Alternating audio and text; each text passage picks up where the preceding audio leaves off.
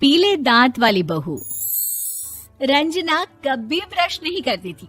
उसे कितनी बार उसके माँ बाप ने डांटा, लेकिन उसका कोई असर उस पर होता ही नहीं था, जिस कारण से उसके दांत पीले पीले हो जाते हैं।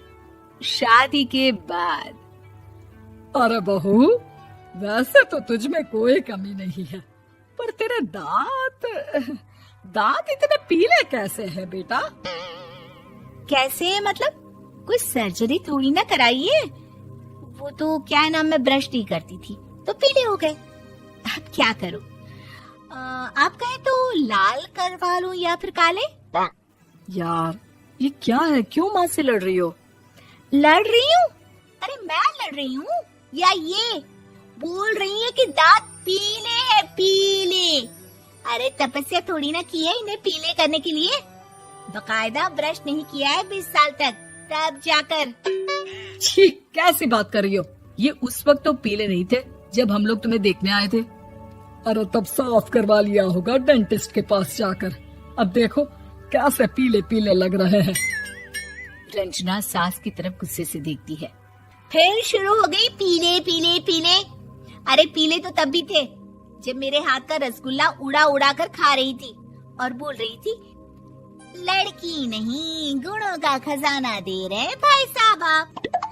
खैर, अब वो लोग करते भी तो क्या करते, पीले दांत वाली बहू पल्ले पड़ी थी तो झेलना तो था ही। एक दिन कीर्तन में रंजना गाना गा रही थी। अरे कमला बहन, माँ का द्वार है, यहाँ तो सब शुद्ध होकर आते हैं, फिर अपनी बहू को ब्रश भी नहीं करवाती तुम। दूर से पीले पीले दांत भक्ति में बाधा उत्पन्न कर रहे हैं। अरे कोई 2 साल के बच्चे थोड़ी ना लेकर आई हूँ मैं बहू बनाकर। अच्छी खासी लड़की है, अरे कैसे करवाऊं ब्रश? ये तो उसे खुद करना चाहिए ना। अब माँ बाप तो इसके जैसे तैसे निपटा दिए, ये नहीं सोचा कि सास कैसे संभालेगी। सास बहू को लेकर घर आ जाती है, लेकिन सोच लेती है कि अब इसे लेकर कहीं नहीं जाएगी। अगले रोज बहू कहती है, अरे क्या हो गया, मंदिर नहीं जाना क्या? कीर्तन का वक्त हो रहा है। मेरी मधुर वाणी से कान्हा जी जागते हैं और सोते हैं।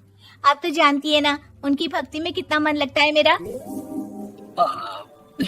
वो क्या है ना, तबीयत ठीक नहीं लग रही है मेरी, आराम करूंगी मैं।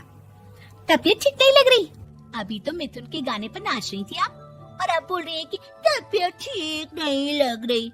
अरे भक्ति में मन लगा लो सासू माँ, ऊपर जाना है, क्या मुंह दिखाओगी आप? हाँ? सास को बहू की बात पर गुस्सा आ जाता है। मैं क्या मुंह दिखाऊंगी, इसकी चिंता तो ना कर, समझी? अपने मुंह की चिंता कर, जो ये पीले पीले दांत लेकर हर जगह पहुंच जाती है। पता है लोग कितना मजाक बनाते हैं। ना जी ना, मैं नहीं जाना कहीं तेरे साथ। तो ये बात है, कोई ना, मत जाओ, मैं अपने कमरे में ही बैठकर भक्ति कर लूंगी। ऊपर वाला दांत थोड़ी ना देखता है, मन देखता है, भावना देखता है। और अरे बस बस, तू सब कुछ दिखा, बस ये सफेद चमकदार दांत ना दिखाना किसी को, है? जा यहाँ से। बहू को सास की बात का कोई फर्क नहीं पड़ता, वो तो जैसी थी वैसी ही रह जाती है। सुबह नहाकर किचन में खाना बनाना, फिर खाना खाना, कीर्तन भजन करना और सो जाना। एक दिन, माँ जी मैं सहेली के घर जा रही हूँ, शाम को लेट आऊंगी। हाँ हाँ तो जाना, मैंने कौन सा तेरी आरती करनी है घर पर बैठकर। रंजना सहेली के घर जाती है, जहाँ वो पार्टी में जाने की तैयारी कर रही होती है। अरे शिखा, कहाँ जाने की तैयारी कर रही है? मैं गलत वक्त पर आ गई क्या? अरे नहीं यार, उल्टा सही वक्त पर आई है। मैंने ये साड़ी और ज्वेलरी निकाली है यार, शाम को इनके ऑफिस की एक पार्टी में जाना है। बताना कैसा लग रहा है ये सब? नहीं यार, इस ड्रेस के साथ तो वो वाली ज्वेलरी अच्छी लगेगी। हाँ हाँ सही बोल रही है, मैंने ध्यान ही नहीं दिया। वैसे तो हमेशा से मस्त फैशन सेंस रखती है। तो बड़ा जाती होगी ना पति के साथ पार्टी में। रंजना कुछ नहीं बोलती, बस सोचती है कि यार काश ये बात सही हो जाती, पर मैं क्यों नहीं जाती पार्टी में? क्या इन लोगों की कोई पार्टी होती नहीं होगी? रंजना घर आती है और रात में पति से सवाल करती है, एक बात बताइए, आप मुझे किसी पार्टी में क्यों नहीं ले जाते? क्या आपकी यहाँ ऑफिस में पार्टी नहीं होती? पति बेचारा क्या कहता कि दांत पीले हैं तुम्हारे इसलिए। अरे कोई पार्टी होती नहीं हम लोगों के ऑफिस में, तो कहाँ से लेकर जाऊं? और मार्केट, मॉल, कहीं वीकेंड घूमना, कहीं तो। अरे यार, सारे हफ्ते में एक छुट्टी मिलती है, तो सोचता हूँ कि आराम ही कर लूं। क्यों? रंजना मन मार के रह जाती है। पहले कभी सास के साथ मंदिर जाया करती थी, लेकिन वो भी सास ने ले जाना बंद कर दिया। घर बैठी बैठी रंजना बोर हो जाती है। तभी उसे आइडिया आता है और वो मायके जाने का सोचती है। सासू माँ, 2 दिनों के लिए मम्मी के घर जा रही हूँ। अच्छा ठीक है, आराम से जा। और हाँ, माँ से कुछ अच्छी आदत सीख कर आना कि कैसे शरीर के हर भाग की तरह दांतों की सफाई भी जरूरी होती है, समझी? शुरू हो गई ना आप। वो लोग आपकी तरह नहीं है कि छोटी छोटी बात का बतंगड़ बना दे। उन लोगों के लिए मैं मायने रखती हूँ, ना कि मेरे पीले पीले दांत। रंजना माँ को बिना बताए उन लोगों को सरप्राइज देती है, लेकिन जैसे ही वो दरवाजे पर पहुँचती है, अंदर देखती है कि घर वाले कहीं जा रहे होते हैं। अब माँ, काश रंजना दीदी के दांतों वाली प्रॉब्लम नहीं होती, तो वो भी हम लोगों के साथ चलती ना बुआ जी की बेटी की शादी में। हाँ बेटा, लेकिन अब उसे कौन समझाए कि उसको उसके पीले दांत नहीं दिखते, लेकिन उसके आसपास के लोगों को कितना एम्बैरेसिंग फील कराते हैं।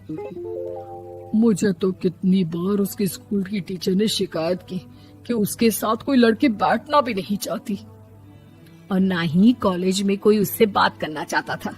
लेकिन पता नहीं क्यों उसे ये बात समझ में ही नहीं आती। कोई कमी नहीं है उस लड़की में, बस यही कि दांत पीले हैं।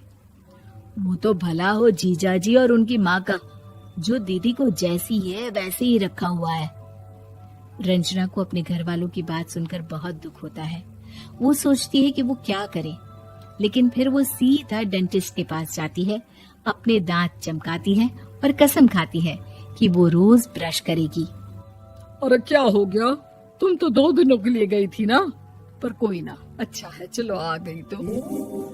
रंजना सास के सामने आकर खड़ी हो जाती है और पूरी स्माइल करती है, उसके चमकदार दांतों को दिखाती हुई।